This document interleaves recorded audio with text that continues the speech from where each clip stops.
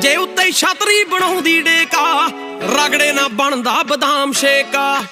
ਕਿਰਪਾ ਬਾਬੇ ਦੀ ਕੰਮ ਚੈੱਕਮੇਟਾ ਕੌਡੀ ਦੇ ਸ਼ਕੀਨ ਜੱਟ ਹੈਵੀ ਵੇਟਾ ਜਿੱਥੇ ਮਿਲੇ ਦਿਲ ਉੱਥੇ ਹੈਂਡ ਸ਼ੇਕਾ